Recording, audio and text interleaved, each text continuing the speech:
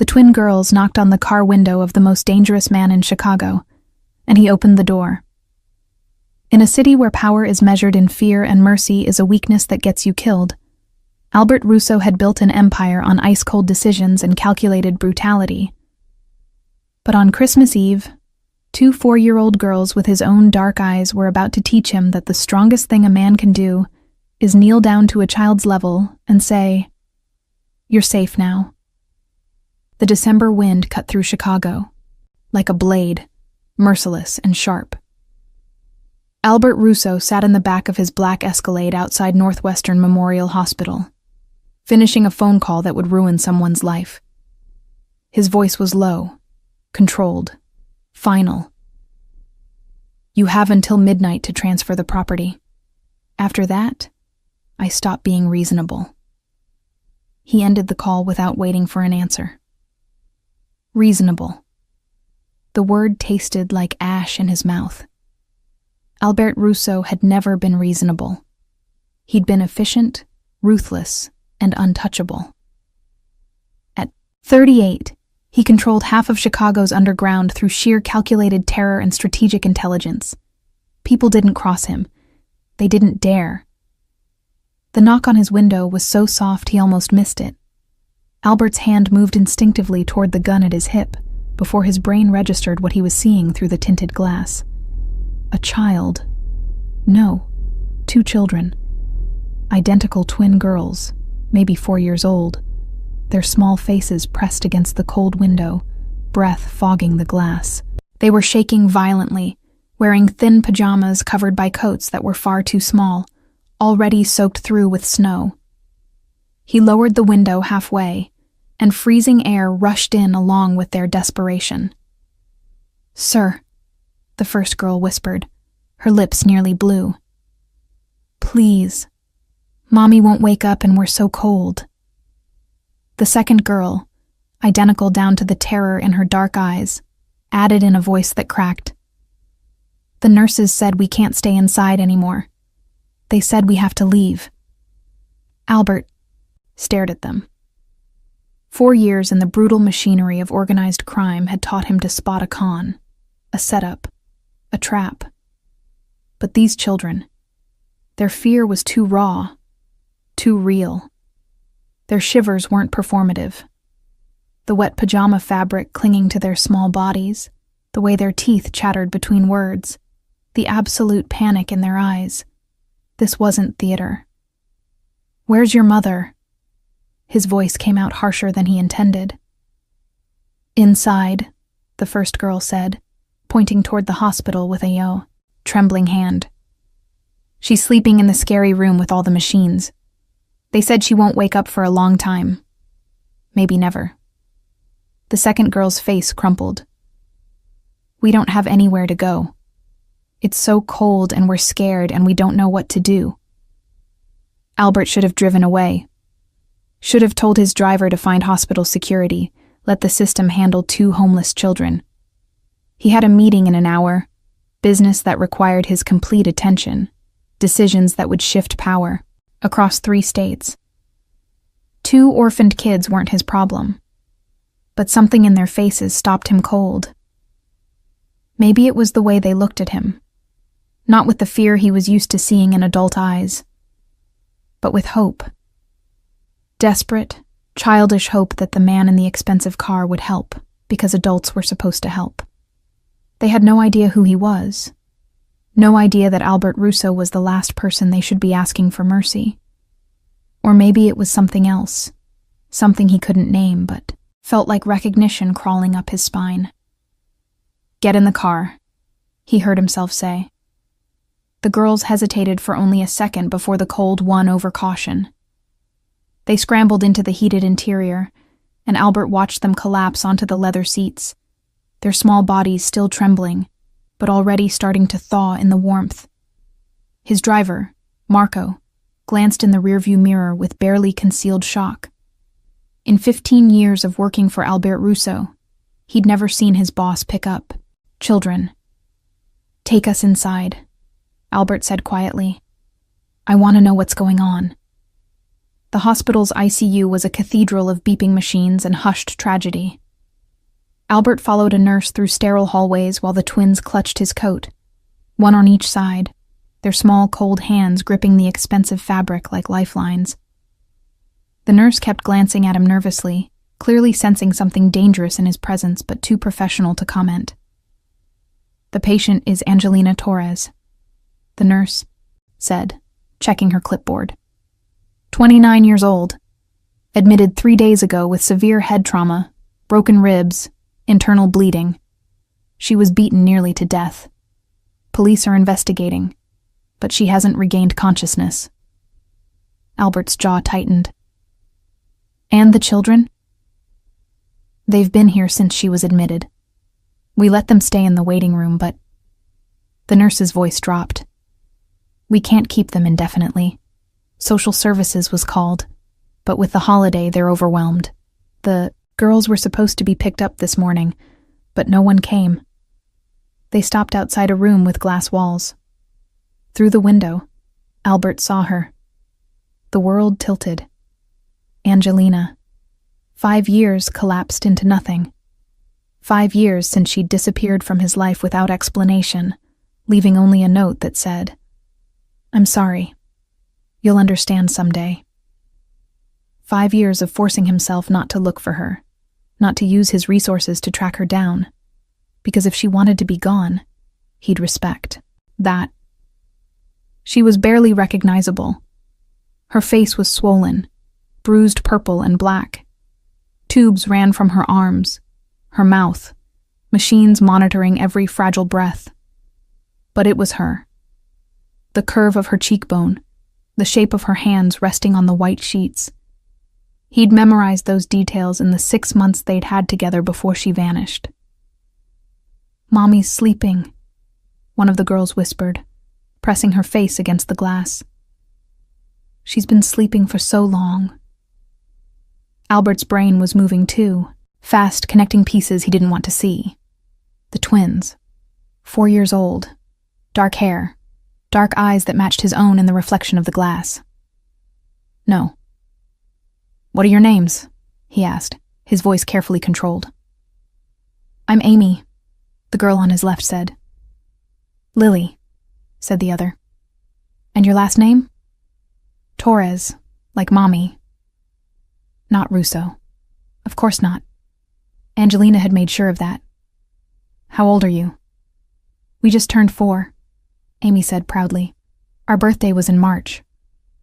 Albert did the math, automatically. Conception would have been June. 5 years ago, right before Angelina disappeared. He looked at the girls again. Really looked. The shape of their faces, the set of their jaws, the way they stood, even at 4 years old, with a certain stubborn tilt to their chins that he saw in the mirror every morning. "Sir?" Lily tugged his coat. "Can we stay with you? Just until Mommy wakes up? We promise we'll be good. We'll be so quiet you won't even know we're there." Amy nodded, desperately. "Please, we don't have anywhere else." Albert Russo had made a career out of cold calculation, but standing in that hospital corridor with 2 children who might be his daughters, looking at a woman he'd never stopped loving, lying broken in a hospital bed, every carefully constructed wall inside him began to crack. "Yeah," he said quietly, kneeling down to their level. His knees protested against the cold floor, but he stayed there, looking into their frightened faces. "You can stay, with me." The relief that flooded their small faces nearly broke him. "Really?" Lily whispered. "Really. But first we need to get you warm, fed, and into dry clothes. Then we'll figure out everything else." As he led them back through the hospital, Albert's mind was already moving through logistics.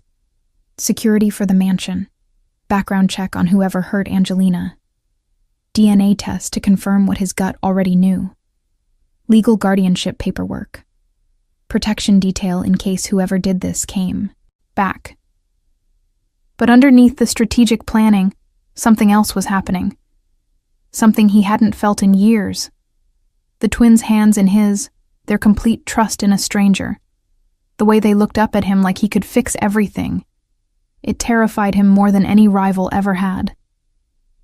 Because Albert Russo knew how to destroy empires. He had no idea how to protect two 4-year-old girls.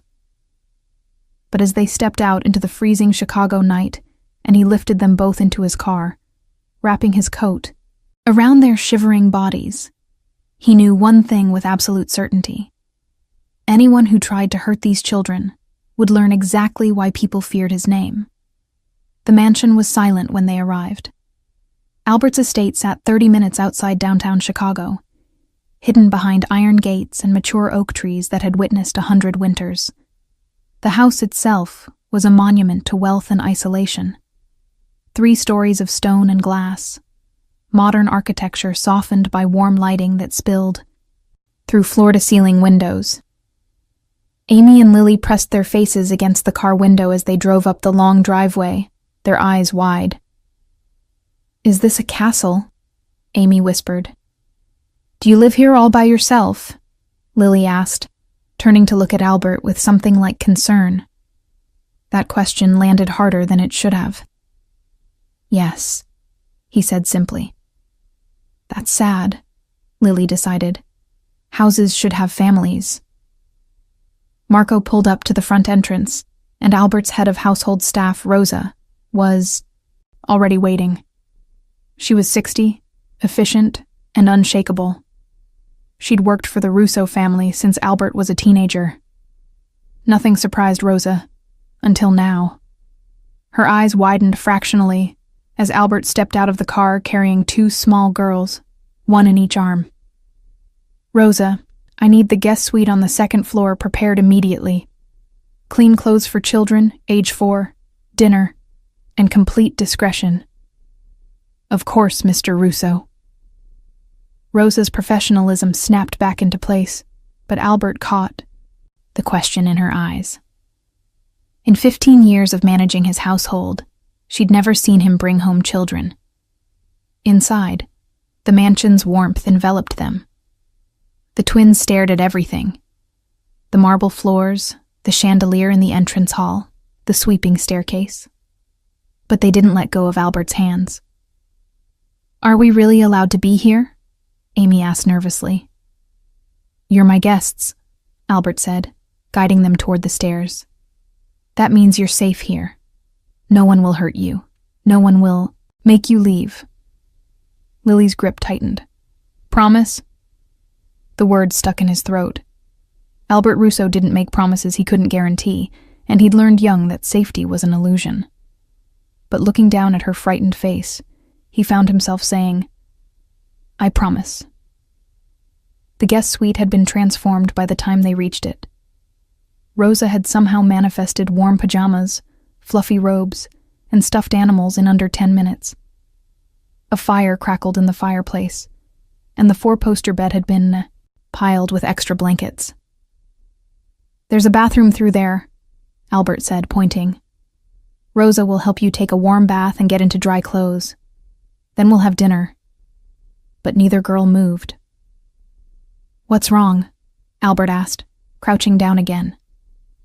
"Will you stay?" Lily's voice was so small. "We don't like being alone." Something in his chest constricted. "I'll be right outside the door. I'm not leaving." Amy shook her head. "That's what Mommy said before the ambulance came. She said she'd be right there, but then she went to sleep and didn't wake up." The fear in her voice was ancient, primal. The fear every child has of abandonment, made real by trauma. Albert looked at Rosa, who nodded understanding. "How about this?" he said carefully. "Rosa will help you with your bath, and I'll sit right here in this chair by the fire. I won't leave the room. When you come out, I'll still be here." The twins considered this, then nodded. 20 minutes later, they emerged in oversized pajamas, their hair damp and curling, their faces scrubbed clean. They looked even younger without the grime of 3 days living in a hospital. and they looked so much like him it was almost painful. Albert was exactly where he'd promised to be, sitting in the armchair, still wearing his suit. He'd removed his jacket and rolled up his sleeves, trying to look less intimidating. He wasn't sure it worked. "See?" he said. "Still here." Lily ran to him immediately, climbing into his lap without asking permission. Amy followed, more hesitant, but ultimately unable to resist the pull of comfort. Albert froze for a moment.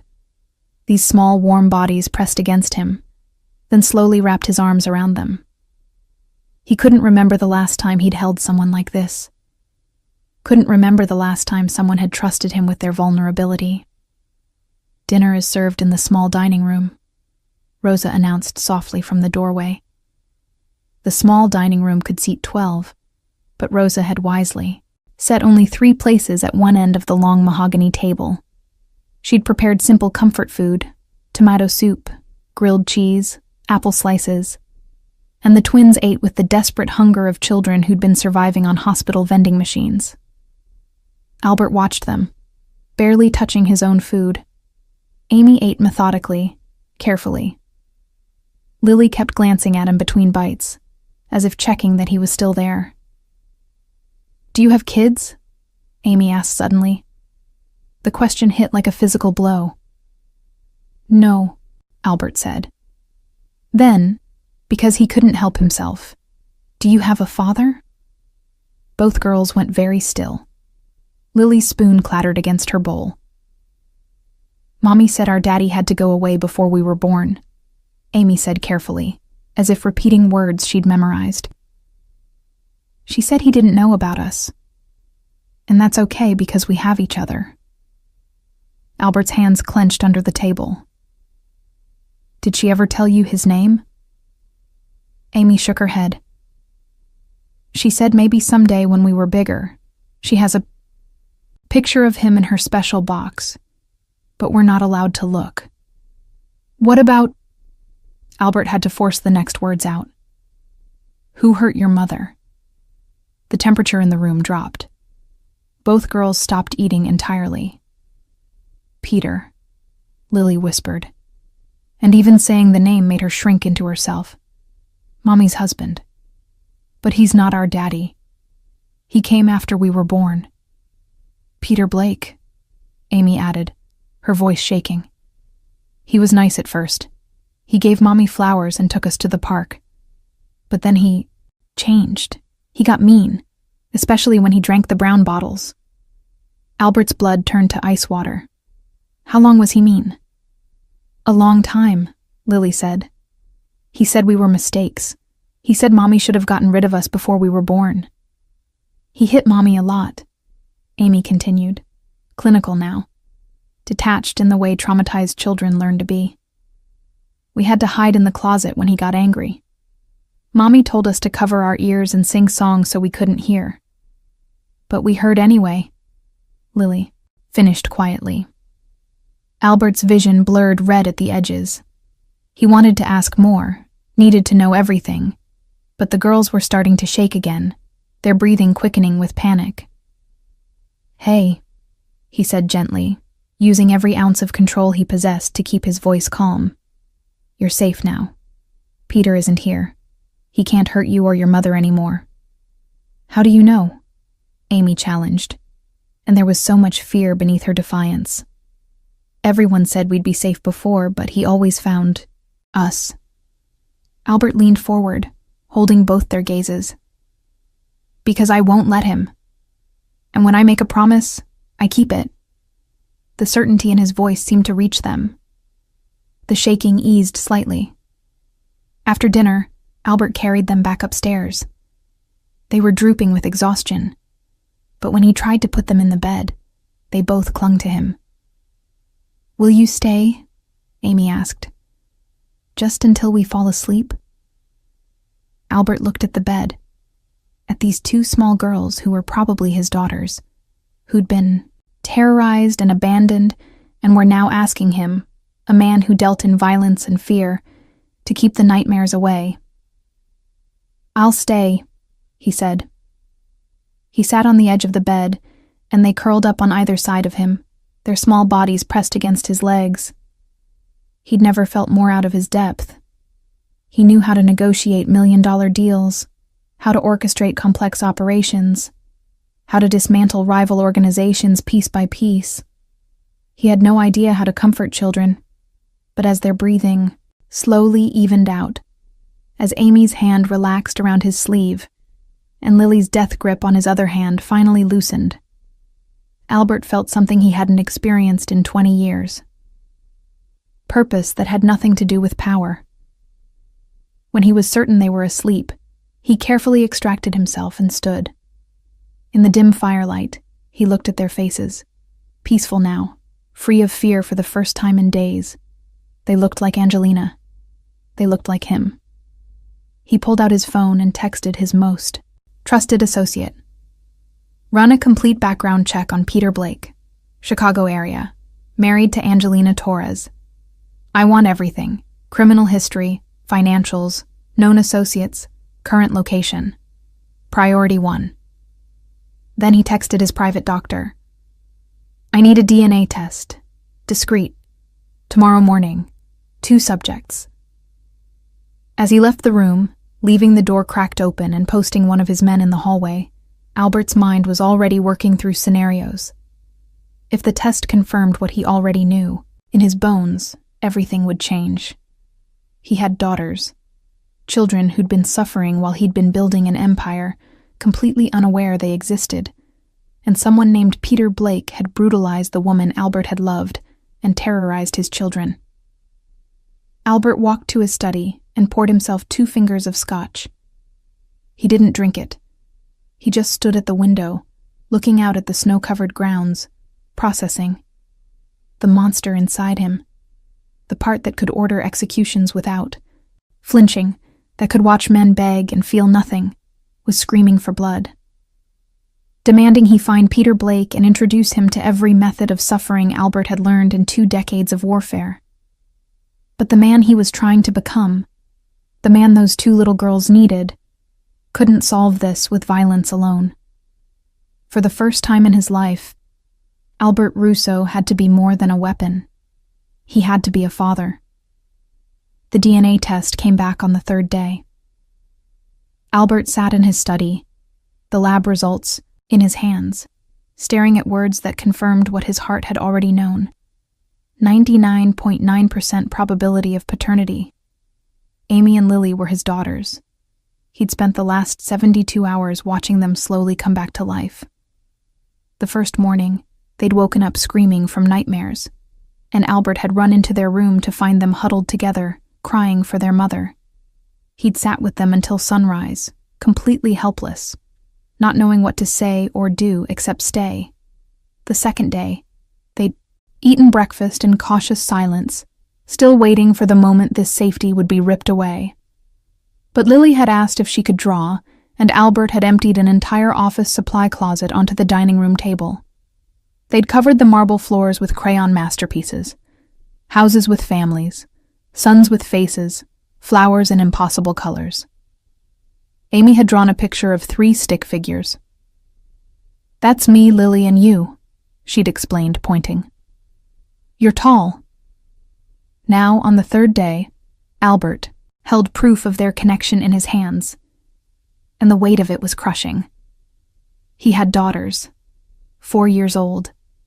4 years of their lives he'd missed because Angelina had chosen to disappear, to raise them alone, to marry a monster who'd hurt them. Why? The question had been eating at him since the hospital. Why hadn't she told him? He'd loved her, recklessly, completely, in a way that had terrified him. When she'd left, he'd respected her decision because he'd assumed she had reasons. But if she was carrying his children?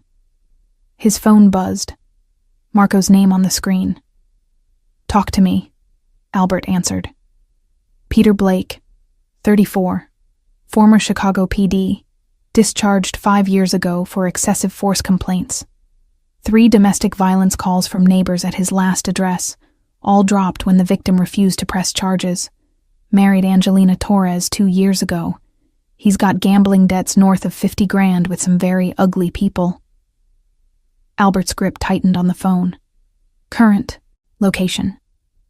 That's the problem, boss. He disappeared the same day Angelina was admitted to the hospital. Hasn't been seen since. His apartment's cleared out. He's in the wind. Find him. Already on it. But Albert... Marco's voice dropped. Word on the street is he's asking around about you. Someone saw the girls leaving the hospital with you. He knows. Ice flooded Albert's veins. Increase security on the estate. No one in or out without my personal authorization. And I want to know the second anyone has eyes on Blake. He ended the call and sat back, processing. Peter Blake was ex-cop, which meant he had training, contacts, and the kind of dangerous desperation that came from having nothing left to lose. A knock on the study door pulled him from his thoughts. Come in. Rosa entered, looking uncharacteristically uncertain. Mr. Russo, the girls are asking for you. They want to know if you'll have lunch with them. Something in his chest eased. Tell them yes. And, sir. Rosa hesitated. They're different when you're around. Calmer. They feel safe with you. Albert nodded, not trusting his voice. Lunch was sandwiches cut into triangles and apple juice in plastic cups. The twins sat on either side of him at the kitchen island. Rosa had wisely abandoned the formal dining room in favor of something more intimate. Can we visit Mommy today? Lily asked, swinging her legs that didn't quite reach the floor. Albert had been dreading this question. The hospital says she's stable, but she's still sleeping. It might be scary for you to see her with all those machines. We've already seen her like that, Amy said pragmatically. For 3 whole days. We're not scared of the machines. We're scared we'll forget what her voice sounds like. The observation gutted him. Please, Lily added. We need to tell her we're okay, in case she can hear us in her sleep. Albert looked at their hopeful faces and couldn't find it in himself to refuse. Okay, we'll go this afternoon. The twins cheered, and for a moment, they looked like normal children instead of traumatized survivors. At the hospital, Albert's presence caused a stir. Nurses whispered. Security stiffened. Everyone in Chicago knew Albert Russo's face, knew what he represented.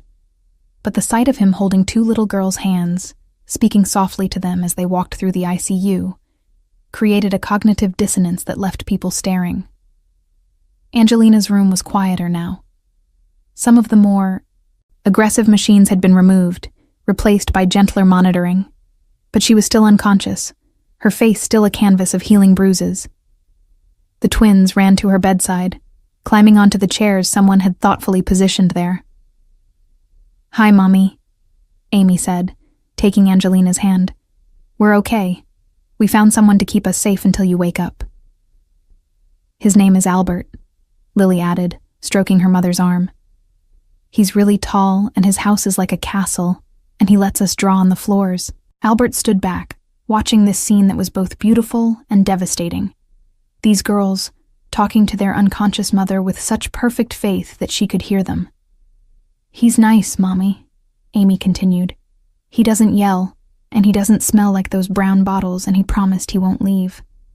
I think you'd like him. If only Amy knew. Mommy, can you wake up now? Lily's voice cracked. We miss you so much. We need you.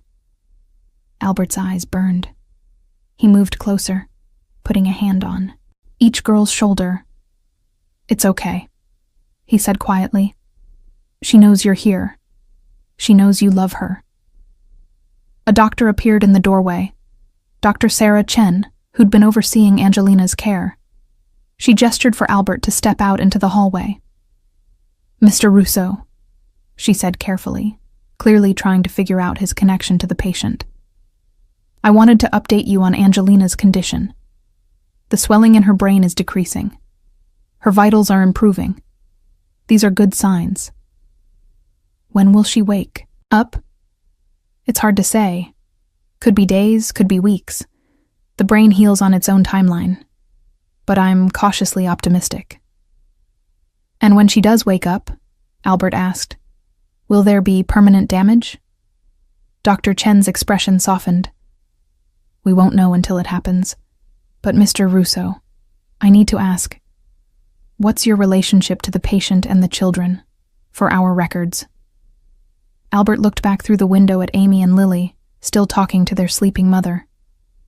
I'm their father, he said. Words felt both foreign and absolutely right. I only recently found out, but I'm their father, and I'll be handling all medical expenses and decisions going forward.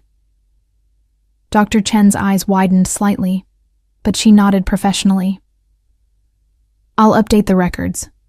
And Mr. Russo, those girls are lucky to have you.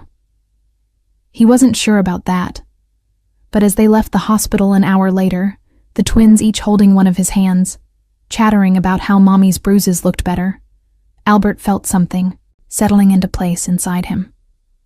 That evening, after dinner, he found himself in an unfamiliar position, sitting on the floor of the living room, surrounded by toys Rosa had acquired from somewhere, watching his daughters play. Do you want to be the princess or the dragon? Lily asked, holding up 2 stuffed animals. I don't think I'd make a good princess, Albert said dryly. Then you're the dragon, Amy decided. But a nice dragon, who protects the princess instead of stealing her. A nice dragon who protects. Albert could work with that. They played for an hour, and Albert found himself laughing, actually laughing, at their imaginative stories. Lily narrated everything dramatically. Amy directed the action with serious precision. When they started yawning, he carried them upstairs for bed. The routine was becoming familiar. Pajamas, teeth brushing, choosing which stuffed animal to sleep with. One more glass of water. One more hug. Albert? Amy said as he tucked the blankets around them. Yeah? Are you going to keep us? Even after Mommy wakes up? The question stopped his heart. Because we like it here, Lily added quickly. We feel safe, and you're really good at being a dad even though you said you don't have kids. Albert sat on the edge of the bed, looking at their faces in the dim nightlight glow. I want to tell you something, he said carefully, but I need you to listen all the way through, okay? They nodded, suddenly serious. A long time ago, before you were born, I knew your mommy. We cared about each other very much. But then she had to go away, and I didn't know she was going to have you. I didn't know you existed. Amy's eyes went wide. You're our daddy? The DNA test says yes. You're my daughters. Lily processed this for a moment. Is that why we look like you? Amy said our eyes are the same. That's exactly why. So, Amy worked through the logic. When Mommy wakes up, we won't have to go away. We can stay with you, like a real family. If that's what you want, and if that's what your mother agrees to, then yes. You'll never have to be scared again. You'll never have to hide in closets or cover your ears. I'll make sure of it. Both girls launched themselves at him, wrapping their small arms around his neck with such force he almost toppled backward. We want to stay, Lily whispered against his shoulder. We want you to be our daddy. Albert held them, these small, fierce humans who'd chosen to trust him, and felt years of ice cracking inside his chest. Then that's what I'll be, he said quietly. Your daddy, for as long as you'll let me. That night, after they finally fell asleep, Albert stood at the window of his bedroom, looking out at the winter darkness. Tomorrow he'd continue hunting Peter Blake. Tomorrow he'd start legal proceedings to establish custody. Tomorrow he'd deal with the empire that still required his attention. But tonight, he was a man who'd just been given the most dangerous gift in the world, something to lose. and he'd burn Chicago to the ground before he let anyone take it away. The nightmare came at 2 a.m. Albert woke to screaming, raw, terrified, the kind that pierces through walls and sanity. He was out of bed and running before his brain fully engaged, his hand automatically reaching for the gun he'd started keeping in the nightstand. The twins' room was chaos. Both girls were sitting up in bed, screaming for their mother, their small bodies rigid with terror. Amy had wet the bed. Lily was hyperventilating, her breath coming in sharp gasps. Hey, I'm here," Albert said, holstering the gun and moving to them quickly. "You're safe. It was just a dream." But they couldn't hear him through their panic. Lily's breathing was getting worse, her lips starting to turn blue. Albert recognized the signs of a panic attack. He'd had enough of his own to know. "Lily, look at me. Look right at me." He cupped her small face in his hands, forcing her unfocused eyes to meet his. "Breathe with me. In through your nose. Slow, that's it. Out through your mouth. Good. Again. In and out." He breathed with her, exaggerated and slow, until her breathing started to match his. Amy had stopped screaming but was crying silently, rocking back and forth. "Can you tell me what you dreamed about?" Albert asked gently once Lily could breathe again. "The bad man," Amy whispered. "Peter. He found us and he was so angry and he hurt Mommy again." "And you weren't there to stop him, but I am here," Albert interrupted firmly. "Right here, and no one is going to hurt you. Not Peter. Not anyone." "You don't know that," Lily's voice rose, edging back toward hysteria. "He always comes back. He always finds us. Mommy tried to keep us safe before, and he still hurt her." Albert's heart cracked. These children had been living in terror for so long that safety felt like a lie. "Come with me," he said, making a decision. He led them through the quiet mansion, down the stairs, past the formal rooms they'd only glimpsed. They went all the way down to the basement level, a place he never took anyone. His security center. Banks of monitors showed every angle of the estate. Motion sensors, pressure plates, thermal imaging. 3 guards on duty, rotating shifts. The perimeter was lit up like daylight on the screens. "See this?" Albert said, pointing to the displays. "This is every entrance to the property, every window, every door, every possible way someone could try to get in. And see these people?" He indicated the guards. "They work for me. Their only job is to keep you safe. And if somehow, someone got past all of this, they'd still have to go through me." Amy and Lily stared at the screens, their fear slowly giving way to cautious wonder. "No one's ever getting close enough to hurt you," Albert continued. "You understand? This isn't like before. I have resources your mother didn't have. I have people, technology, experience. Peter Blake isn't going to just show up at our door." "But what if he does?" Lily asked in a small voice. Albert knelt down, looking both girls in the eyes. "Then I will stop him. Permanently." Something in his tone must have convinced them because both girls sagged with relief. They ended up in Albert's room that night. He changed the sheets while they waited in the hallway, got them into dry pajamas, and let them crawl into his massive bed. They curled up on either side of him, small warm bundles under the covers. "Albert?" Amy said into the darkness. "Yeah? Did you have bad dreams when you were little?" The question caught him off guard. He was quiet for so long they probably thought he wouldn't answer. "Yes," he finally said. "What did you dream about?" Another long silence. Albert had spent 25 years not talking about his childhood, not thinking about it, burying it under power and control and carefully constructed walls. But these were his daughters, and they'd shared their nightmares with him. "I dreamed about my father," he said quietly. "He wasn't a good man. He drank, like Peter. And when he drank, he got angry. At my mother. At me." Both girls had gone very still, listening. "My mother tried to protect me," Albert continued, the words coming easier now in the darkness. "She'd hide me in the closet when he got bad. Tell me to cover my ears and sing songs." "Like our mommy did," Lily whispered. "Yeah, like your mommy. But one night, when I was 7, she couldn't hide me fast enough. My father was too drunk, too angry.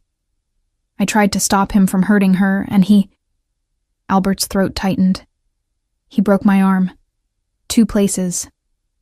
Amy's hand found his in the dark, squeezing tight. My mother took me to the hospital and told them I fell downstairs. I was too scared to tell the truth.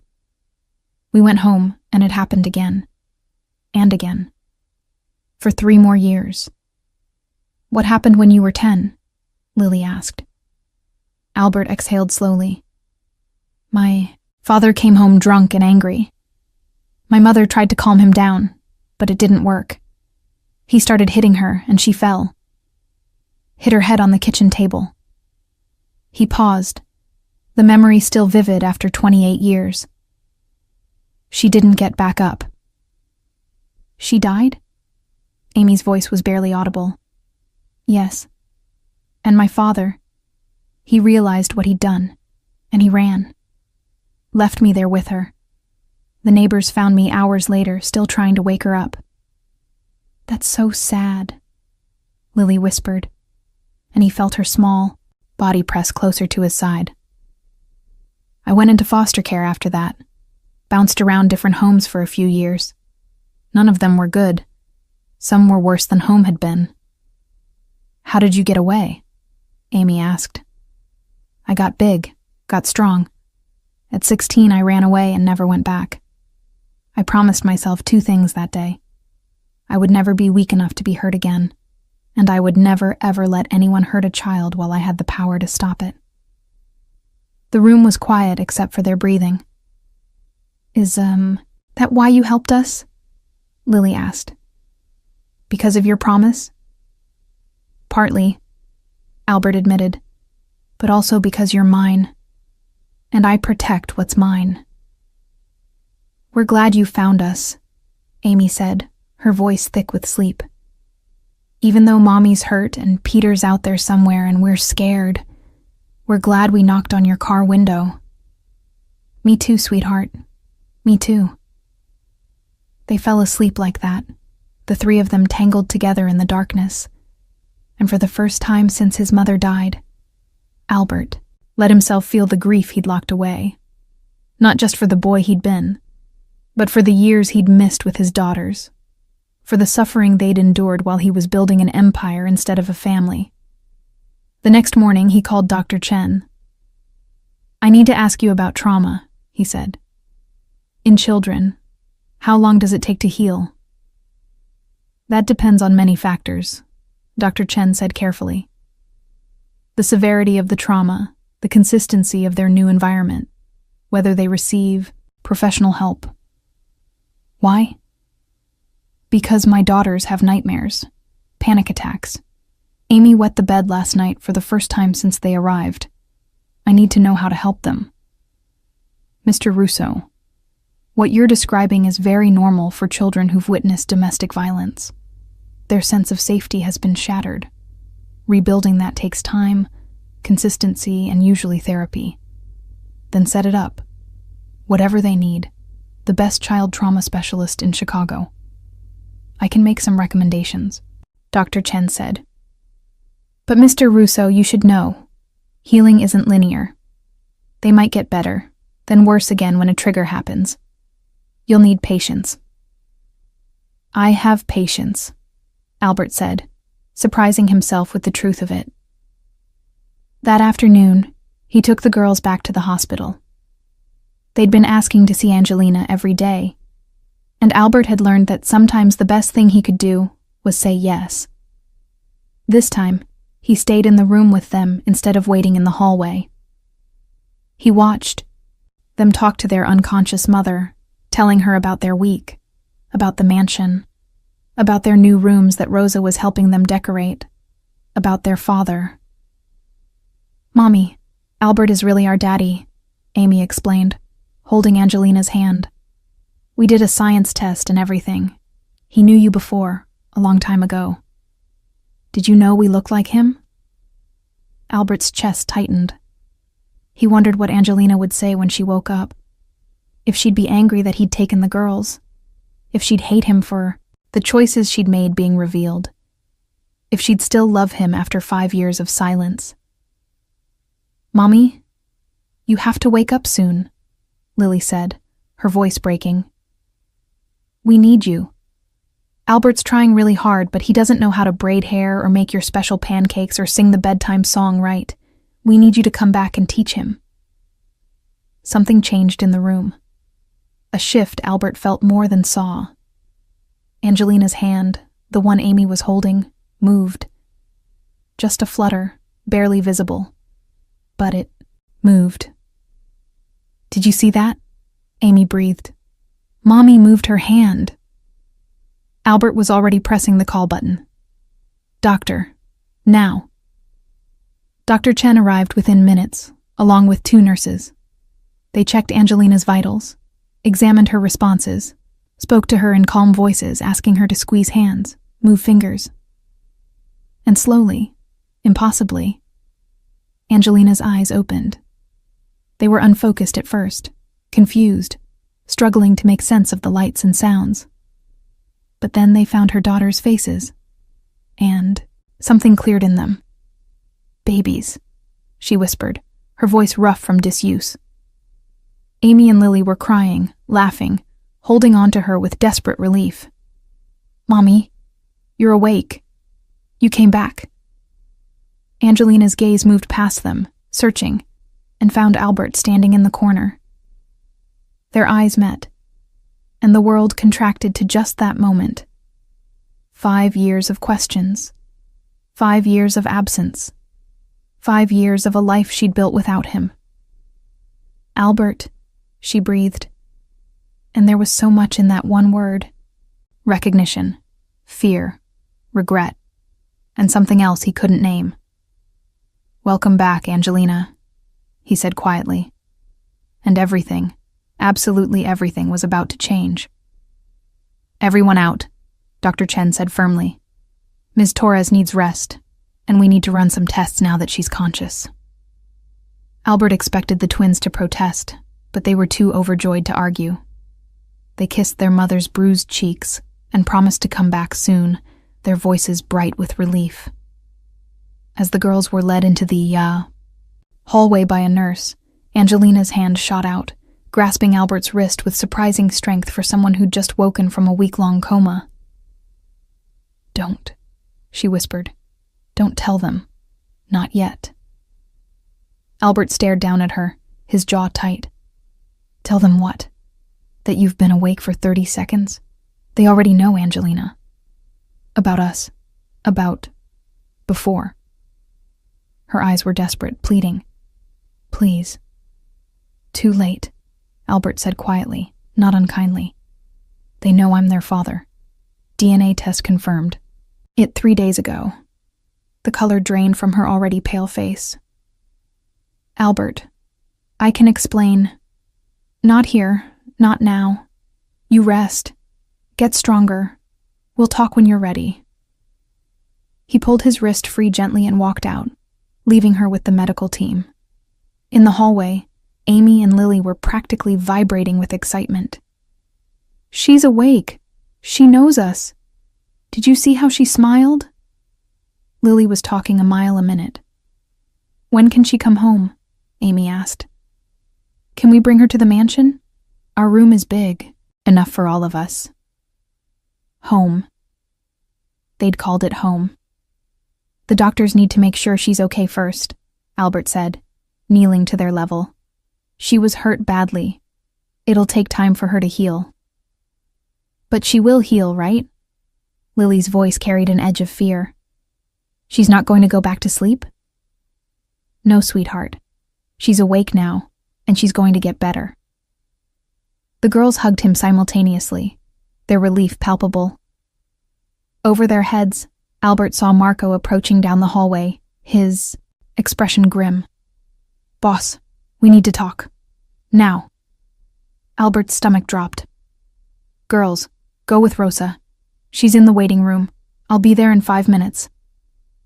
Once they were out of earshot, Marco pulled Albert into an empty consultation room. Peter Blake surfaced 2 hours ago, Marco said without preamble. He was spotted at a bar in South Side, drunk and running his mouth, telling anyone who'd listen that his wife stole his kids and some rich bastard is keeping them hostage.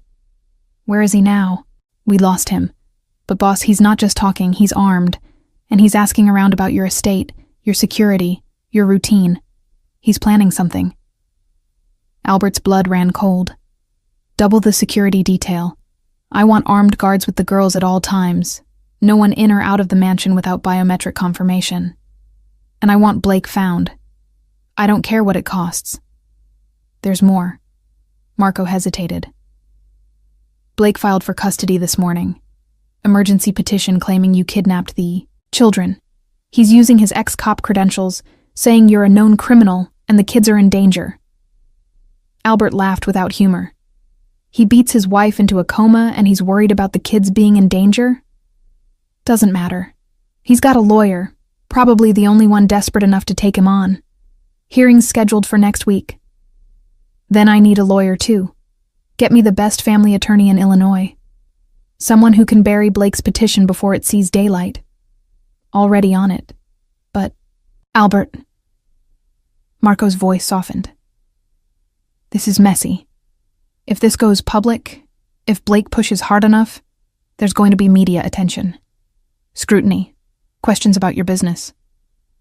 I don't care, Albert said flatly. Those are my daughters. He's not getting anywhere near them. When he returned to the waiting room, the girls were drawing pictures for their mother. Normal kid activity, except Amy was drawing a picture of Peter Blake with a big red X over him, and Lily's drawing showed their mom, in a hospital bed surrounded by protective walls. They couldn't even imagine safety without visualizing defense.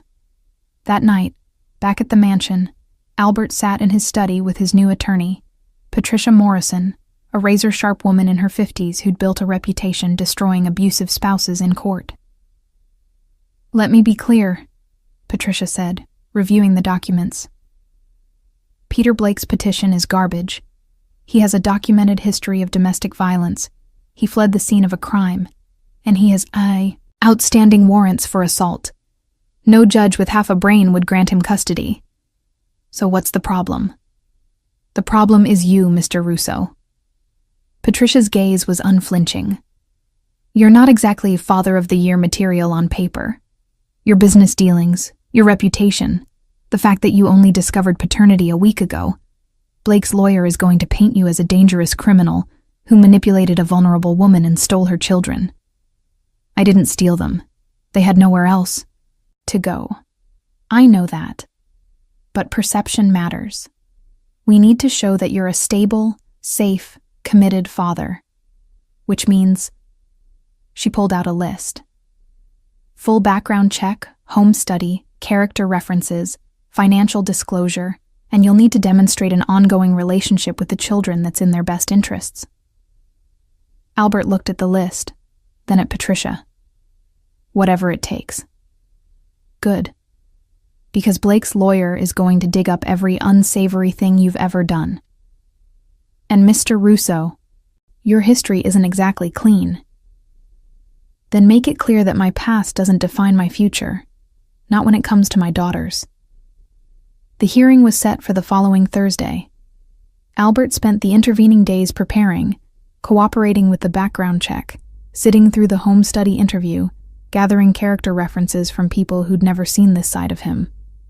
Rosa wrote a glowing letter about his transformation.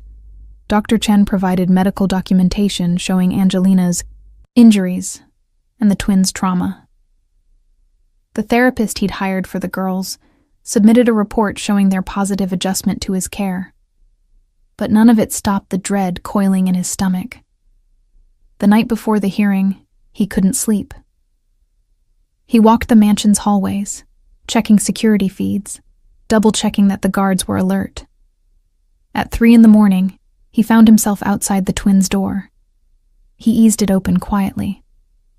They were tangled together in sleep, Lily's arm thrown over, Amy's chest, both clutching stuffed animals. Safe. Peaceful. Everything he'd never been at their age. Can't sleep either? Albert turned to find Angelina standing in the hallway, leaning heavily on a walker. She'd been released from the hospital 2 days ago and was staying in the mansion's ground-floor guest suite. Too weak to climb stairs, too vulnerable to be anywhere else. "What are you doing up?" Albert asked quietly, pulling the twins' door almost shut. Pain medication wore off. "I was going to the kitchen for water." She studied his face. "You're terrified." It wasn't a question. "I've faced rival organizations, federal investigations, near-death situations," Albert said. "None of it scared me like the thought of losing those girls." Angelina's expression softened. "You really love them." "They're mine. Of course I love them." "You didn't know they existed a week ago." "Doesn't matter. From the moment they knocked on my car window." He stopped, swallowing hard. Everything changed. They were quiet for a moment, the weight of 5 years of silence between them. "Why didn't you tell me?" Albert finally asked, the question that had been burning in him since the hospital. "Why did you disappear?" Angelina looked away, her fingers tightening on the walker. "Because I was scared. Of you. Of your world. Of what it would mean to bring children into it." "So you married Peter Blake instead?" Albert couldn't keep the bitterness out of his voice. "How did that work out?" "I didn't know what he was," Angelina said, her voice breaking. "He seemed safe. Normal. I thought I was protecting the girls from your world, and instead I brought them into hell." Albert saw tears streaming down her face, and his anger dissolved into something more complicated. "I'm sorry," she whispered. "I'm so sorry for all of it. For leaving. For not telling you. For every choice that led to them being hurt." He could have stayed angry. Should have stayed angry. But looking at her, broken, grieving, drowning in guilt, he couldn't. "We'll talk about this later," he said quietly. "Right now, we need to focus on keeping them safe. Tomorrow's hearing." "I'm testifying," Angelina interrupted. "Patricia told me I don't have to because of my condition, but I am. Peter isn't getting near our daughters. Not while I'm breathing. Our daughters." The words did something to Albert's chest. "Okay," he said. "Then we fight him together." Angelina nodded, then hesitated. "Albert, if the judge asks the girls what they want, if it comes to choosing between me and you, it won't come to that. We're a team now, whether we like it or not." She smiled faintly. "I think I like it. Despite everything, you're good with them. Better than I expected. Low bar. Fair, but still true." She shifted her weight, wincing. "I should get back to bed. Long day tomorrow. Want help?" She looked at him for a long moment, then nodded. Albert offered his arm, and she took it, letting him support her. Wait as they walked slowly back to her room. At her door, she paused. "Thank you," she said. "For everything. For finding them in the cold. For keeping them safe. For being what they needed when I couldn't be." "You're their mother," Albert said simply. "You're what they needed most. I'm just their father," Angelina finished. "You're their father, Albert. And you're damn good at it." She disappeared into her room before he could respond. Albert stood in the empty hallway for a long moment, processing. Tomorrow he'd sit in a courtroom and let strangers judge whether he was fit to be a father. Tomorrow, Peter Blake would try to take his daughters away. But tonight, the girls were safe. Angelina was healing. And for the first time in 5 years, Albert had something worth fighting for that had nothing to do with power or territory or revenge. He had a family, and he'd destroy anyone who tried to take it away. The Cook County Courthouse was cold and impersonal, all marble and harsh, fluorescent lighting. Albert sat in the hallway outside Family Court, flanked by Patricia Morrison and Marco. Across from him, 50 feet away, Peter Blake lounged against the wall with his lawyer, a sweaty man in an ill-fitting suit who looked like he'd been practicing law in dive bars. Blake looked exactly like Albert had imagined. Mid-30s, average height, with the kind of face that could be charming until you looked closer and saw the cruelty in his eyes. He was sober now, dressed in a cheap button-down that didn't hide the nervous energy radiating off him. When Blake's eyes landed on Albert, his expression twisted into something ugly. "That's him," Albert heard Blake say to his lawyer, not bothering to lower his voice. "The gangster who stole my family. Look at him. Thinks he can buy anything, even other people's kids." Albert didn't react. He'd spent 20 years learning to control his impulses, to calculate before striking. But inside, the monster was screaming to cross that hallway and show Blake exactly what happened to men who hurt children. Patricia put a hand on his arm. "Don't. That's exactly what he wants. He's trying to provoke you." "It's working." "Then unwork it. You're not a thug today. You're a father fighting for custody. Act like it." The courtroom doors opened, and they were called inside. Judge Catherine Walsh presided, a woman in her 60s with silver hair and a reputation for being fair but uncompromising. She'd seen every kind of custody, battle, every manipulation tactic. This wouldn't be Albert's first time in court, but it was his first time as a defendant in a custody case, and the stakes had never been higher. Blake's lawyer went first, painting a picture of Albert as a dangerous criminal who'd kidnapped vulnerable children and was using his wealth and influence to manipulate the situation. He conveniently left out Peter's own criminal history, focusing instead on Albert's alleged connections to organized crime. "Your Honor," the lawyer said with practiced outrage. "Mr. Russo has no legal claim to these children. He appeared out of nowhere, took advantage of a traumatic situation, and is now using his resources to keep a father from his family." Patricia stood. "Objection. Mr. Blake is not the biological father of Amy and Lily Torres. DNA evidence will prove that Mr. Russo is their biological father, making him far more than nowhere." Judge Walsh raised an eyebrow. "You have DNA evidence?" Patricia submitted the lab results. "Yes, Your Honor. Mr. Russo is the biological father, and I'd like to point out that Mr. Blake has an active warrant for assault related to the hospitalization of Ms. Torres. He's hardly a victim here." Blake's lawyer sputtered. "The circumstances of Ms. Torres's injuries are under investigation. No charges have been filed against Mr. Blake." "Because the victim was in a coma," Patricia shot back.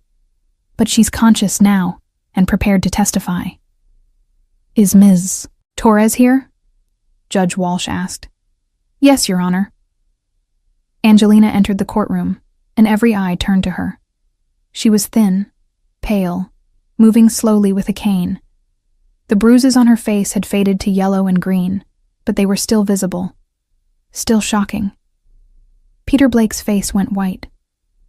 Angelina took the witness stand, was sworn in, and faced the courtroom with her chin up despite the trembling in her hands. "Ms. Torres," Patricia began gently, "can you tell the court about your relationship?" "With Peter Blake?" Angelina's voice was steady. "We were married for 2 years. At first, he was kind, attentive. But after the wedding, things changed. He started drinking, getting angry. especially about the girls. Did he ever hurt you? Yes, many times. He said Amy and Lily weren't his, that they were proof I'd been with someone else. He hated them, called them mistakes, said I should have gotten rid of them before they were born. Blake shifted in his seat, his lawyer gripping his arm to keep him quiet.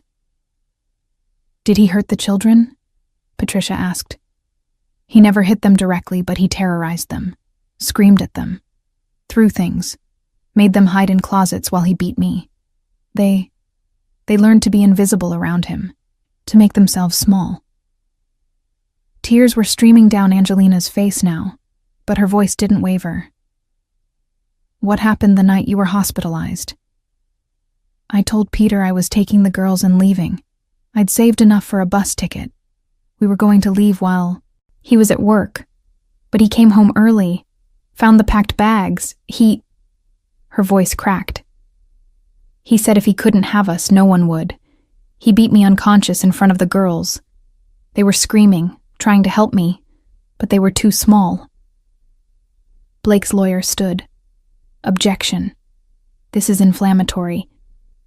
It's the truth, Angelina said, her eyes finding Peter's across the courtroom. You almost killed me, and you traumatized our daughters. Amy still has nightmares where you're hurting me and she can't stop you. Lily wets the bed because her sense of safety is destroyed. They're 4 years old, Peter. 4. Judge Walsh's expression was granite. Sit down, counsel.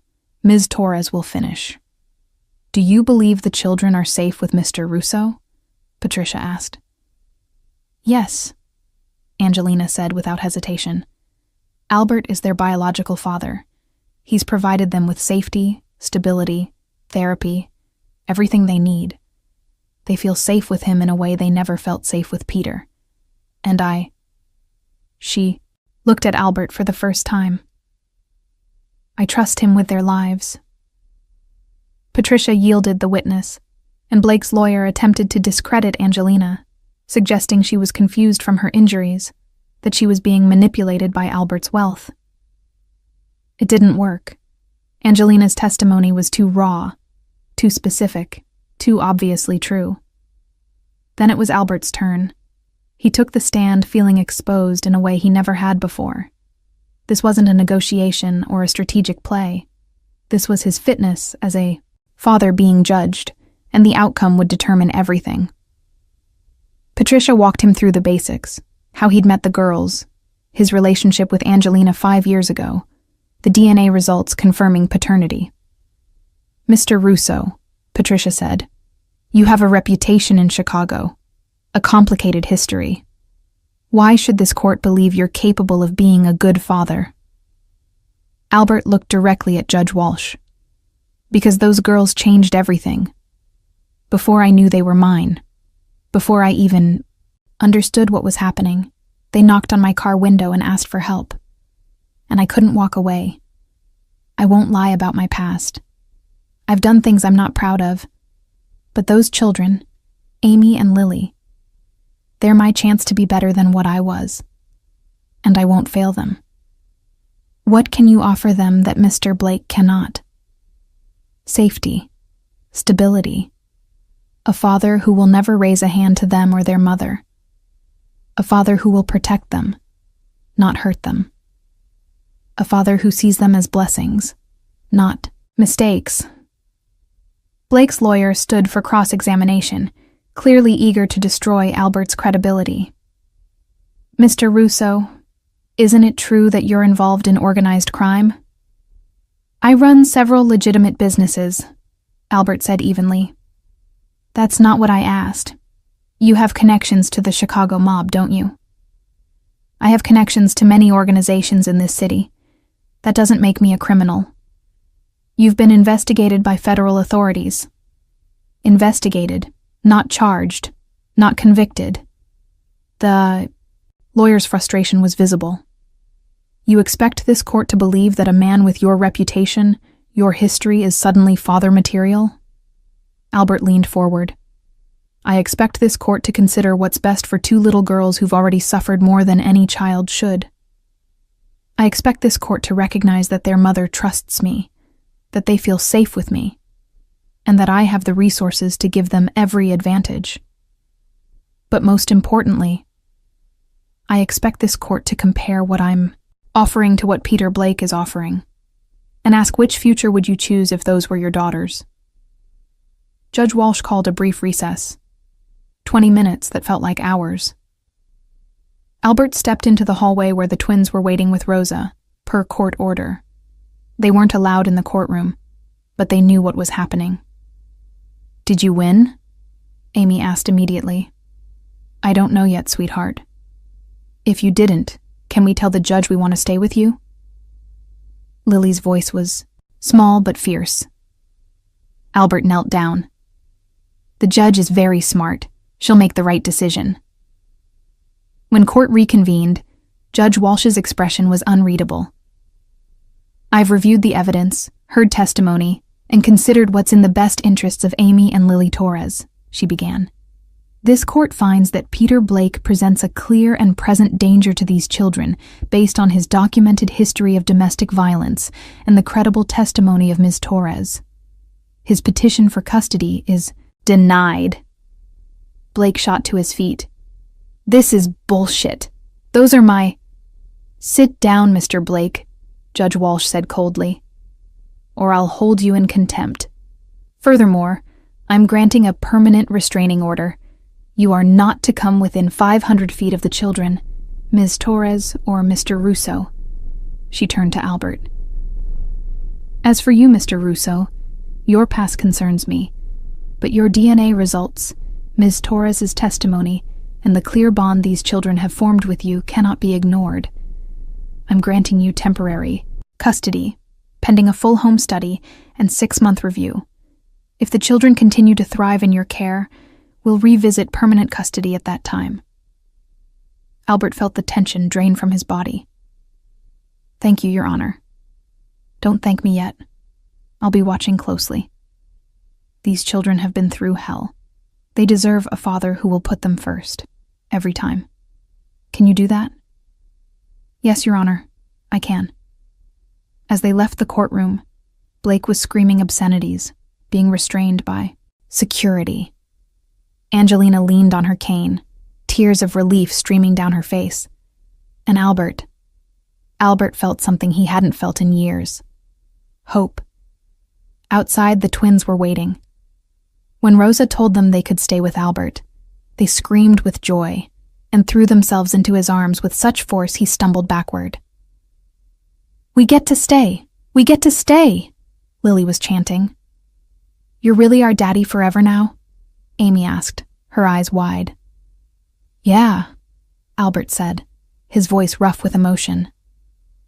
"I'm your daddy forever." They piled into the car, the girls chattering excitedly about redecorating their room, about bringing Mommy home permanently, about having a real family. Albert met Angelina's eyes across the back seat. She smiled at him, tentative but genuine. They'd won this battle. But as they drove away from the courthouse, Albert saw Peter Blake standing on the steps, watching them leave. The rage in his eyes was unmistakable. This wasn't over. Not yet. 3 months later, spring arrived in Chicago like a promise kept. The snow melted, revealing green beneath. The trees along Albert's estate bloomed with white flowers. And inside the mansion that had once been a monument to isolation, life had taken root. Angelina had recovered slowly but steadily. The cane was gone, replaced by occasional headaches and a wariness that Albert suspected would take years to fade completely. She'd moved into the main house properly now, her room on the same floor as the twins, close enough to hear them if they called for her in the night. She and Albert existed in a careful dance, co-parents bound by shared love for their daughters, but uncertain how to be anything else to each other. There were moments, though, moments when their hands would brush reaching for the same coffee cup. Moments when Albert would catch her watching him play with the girls, something soft in her expression. Moments when the past felt less like an ending and more like an intermission, the twins had blossomed. Therapy helped. Stability helped. But mostly they healed because they finally felt safe. The nightmares came less frequently. Amy hadn't wet the bed in 6 weeks. Lily had started kindergarten and made her first real friend. They called Albert Daddy now without hesitation, and every time they said it, his heart did something complicated. Peter Blake had disappeared after the custody hearing. Not legally. The restraining order was active, and he'd missed 2 court dates for the assault charges. But physically, he'd vanished. No sightings, no contact. Albert's people had searched, but Blake had gone to ground somewhere. Albert told himself to be grateful, to let it go. But something in his gut said this wasn't over. He was right. It happened on a Tuesday afternoon in late March. Angelina had taken the twins to the park, their first outing without security in weeks. Albert had argued against it, but Angelina needed to feel normal again, needed to prove to herself that Peter couldn't control her life forever. They'd been gone for an hour when Albert's phone rang. Angelina's number. He answered expecting to hear about a scraped knee or a request to pick up ice cream on the way home. Instead, he heard screaming. "Albert!" Angelina's voice was pure panic. "He's here. Peter's here. He's trying to take the girls." Albert's blood turned to ice. "Where exactly are you?" "Lincoln Park by the..." The line cut off into chaos. Children crying, Angelina yelling, a man's voice, slurred and furious. Albert was already moving, phone to his ear, barking orders to Marco. "Lincoln Park, now, every man we have. Blake's trying to take the girls." He made it to the park in 12 minutes that felt like 12 hours. His car screeched to a stop near a crowd that had gathered, parents pulling their own children away from whatever was happening in the center. Albert shoved through the crowd and saw red. Peter Blake had Lily in his arms, trying to drag her toward a beat-up sedan. The little girl was screaming, fighting with everything she had. Amy was on the ground, crying, her knee bleeding. And Angelina. Angelina was between Blake and the car, her body a shield despite her terror. "She's mine," Blake was yelling, drunk and desperate. "My daughter. You can't keep her from me." "She's not yours," Angelina screamed back. "You're not on the birth certificate. You have no rights. I raised her. I fed her. He didn't finish because Albert was suddenly there, his hand clamping around Blake's wrist with crushing force. "Let her go." Blake's head whipped around, his eyes widening when he saw Albert. For a second, fear broke through the alcohol haze. Then stupid bravado took over. "This is my family," Blake slurred. "You can't just take them because you're rich. I have rights." "You gave up your rights when you put Angelina in a coma," Albert said, his voice deadly calm. "You gave up your rights when you terrorized 4-year-old girls. Now let go of my daughter before I break every bone in your hand." Blake's grip loosened slightly, and Albert scooped Lily away from him, passing her to Angelina. Then he turned back to Blake. Every instinct screamed to hurt him, to make him pay for every bruise on Angelina's face, every nightmare the twins had, every moment of fear they'd lived through. Albert could feel the monster inside him clawing for release, demanding blood. But Lily was watching. Amy was watching. And Angelina was watching. He'd promised to be better than his past. "You're done," Albert said quietly. "The police are already on their way. You violated a restraining order. You attempted kidnapping, and I have about 50 witnesses." Blake's face crumpled, the bravado collapsing into pathetic desperation. "I just wanted to see them. They're all I have." "You never had them," Angelina said, finding her voice. "You hurt them. You scared them. You destroyed any chance of being in their lives the moment you chose violence over love." Sirens wailed in the distance. Blake looked around wildly, realizing he was trapped. He lunged for Albert one last time, a clumsy swing that Albert dodged easily. Marco and 2 other security guards appeared, restraining Blake as the police arrived. The arrest was quick. Blake went into the squad car still yelling, still insisting the girls were his, still refusing to accept that he'd lost. Albert knelt where Amy sat on the ground, examining her scraped knee. "You okay, sweetheart?"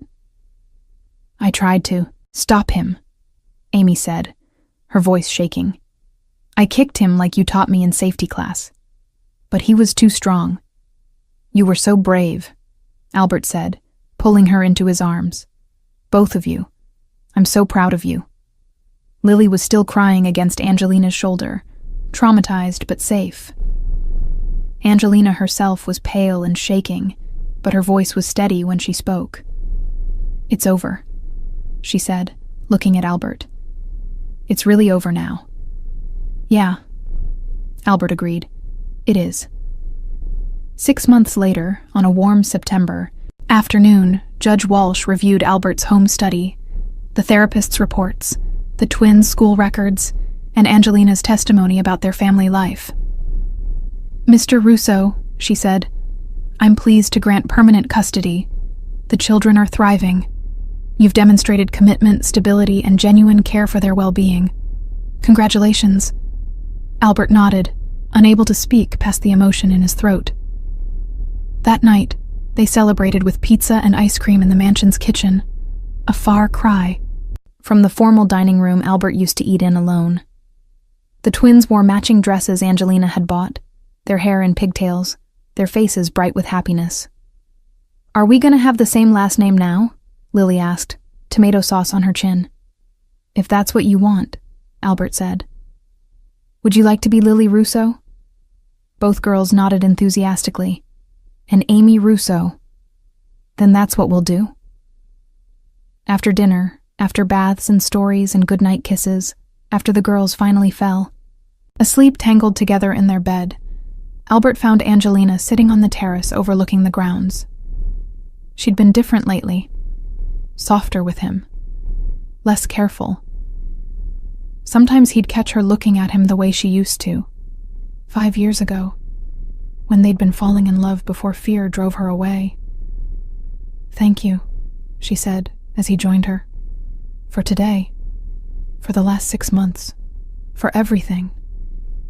They're my daughters. It's not something to thank me for." "It is, though. You didn't have to step up the way you did. You could have provided financial support and kept your distance. Instead, you became the father they needed, the father you never had." Albert was quiet for a moment. "I spent 20 years being angry at my father, angry at the world, building walls and calling it strength. And then 2 little girls knocked on my car window, and every wall I'd built just crumbled." "They have that effect," Angelina said softly. "I spent 2 years trying to protect them from your world, from who I thought you were. I was so wrong, Albert. You're not the dangerous man I was afraid of. Or maybe you are. But you're capable of so much love, so much gentleness. Only with them. With you." The words hung in the air between them. Angelina turned to look at him, and Albert saw something shift in her expression. "Albert, She stopped, searching for words. 5 years ago, I ran because I was scared. But I think I was really running from how much I loved you, how much I wanted to trust you but couldn't trust myself to choose right. And then I chose Peter, and it was the worst decision I've ever made." "You can't know that," Albert said quietly. "Maybe if you'd stayed with me, my world would have hurt you worse. Maybe—" "No." Angelina shook her head firmly. "I've had 6 months to watch you with our daughters, to see how you protect without controlling, how you love without possessing. That's not the man Peter was, and I was a fool to think you were. The dangerous choice." She moved closer, close enough that Albert could smell her shampoo, see the way her hands trembled slightly. "I don't expect anything," she continued. I don't expect you to forgive me for leaving, or for keeping the girls from you, or for the mess I made. But I want you to know that I'm falling in love with you again, with who you are now, with the father you've become. And if someday you could... Albert kissed her, not gently, not carefully, but like a man who'd been drowning and finally found air. Angelina gasped against his mouth, then melted into him, her hands fisting in his shirt. When they finally broke apart, both breathing hard, Albert rested his forehead against hers. I never stopped, he said roughly. 5 years, Angelina. I never stopped loving you. Then why didn't you look for me? Because you asked me not to. Your note said I'd understand someday. I thought you'd found someone better, someone safer. I didn't know about the girls. Angelina's eyes filled with tears. I'm so sorry for all the time we lost. Stop, Albert said, wiping her tears with his thumb. We can't change the past, but we have right now. We have our daughters sleeping upstairs. We have a future we can build together, if that's what you want. It's all I want, Angelina whispered. They stood there on the terrace as the sun set over Chicago, two broken people who'd found their way back to each other through the love of two little girls, who'd refused to let either of them stay lost. 8 months later, Christmas Eve. The mansion was transformed. Lights sparkled on a massive tree in the living room.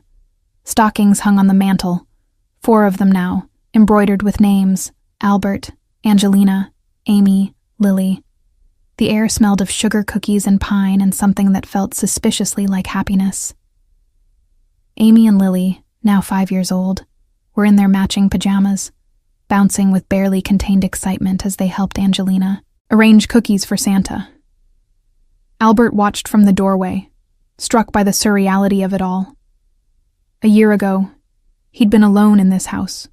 Christmas just another day, marked by empty tradition. Now it was chaos and laughter and sticky fingers and arguments over who got to put the star on the tree. Now it was home. Daddy! Lily called, noticing him. Come help! We need someone tall to put the cookies on the high shelf so Santa doesn't miss them. Daddy. The word still hit him right in the chest, every time. He crossed the room, lifted Lily onto his shoulders, and let her place the plate exactly where she wanted it. Amy directed the whole operation with serious precision, making sure everything was perfect. Later, after the girls were finally asleep, after checking on them 3 times to make sure they were really out, Albert found Angelina in their bedroom. Their bedroom. She'd moved in officially 2 months ago, and Albert still sometimes woke up surprised to find her there, warm and real beside him. They're asleep, he reported. Finally. Angelina smiled, reaching for him. Come here. He went, letting her pull him down onto the bed, wrapping his arms around her. I have something to tell you, she said, and there was something in her voice that made Albert's heart skip. What? She took his hand and placed it on her stomach. We're pregnant.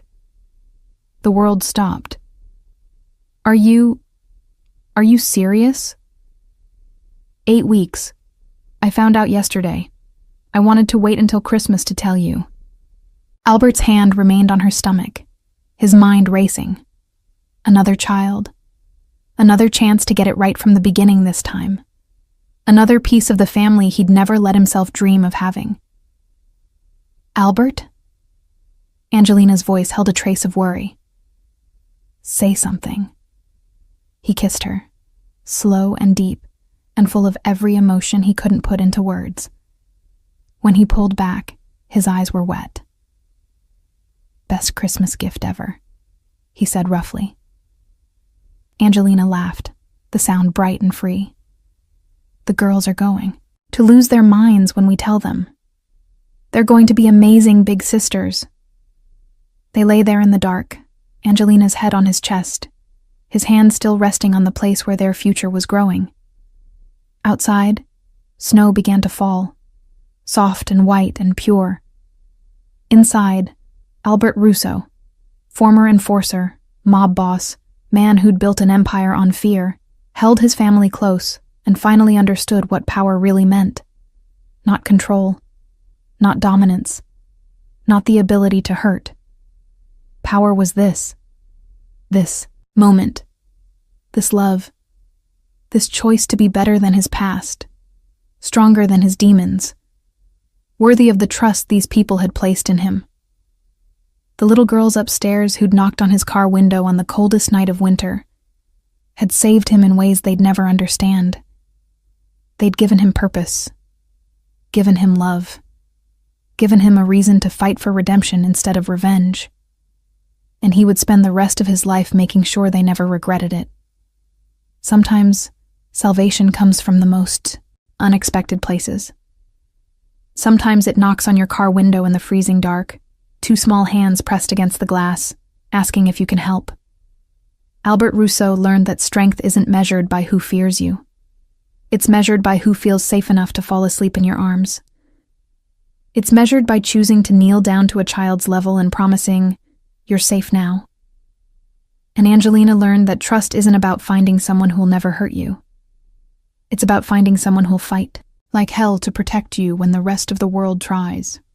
Maybe that's what family is. Not perfection. Not safety guaranteed. Just people who choose each other every single day and refuse to let go even when it would be easier to walk away.